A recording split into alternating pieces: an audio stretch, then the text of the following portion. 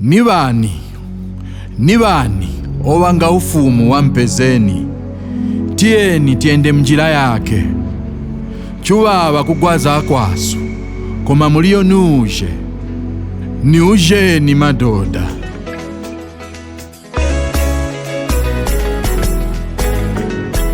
Taimvira lishombe tebana bachingoni Mphezeni. Taimvira lishombe tebana bachingoni Mphezeni.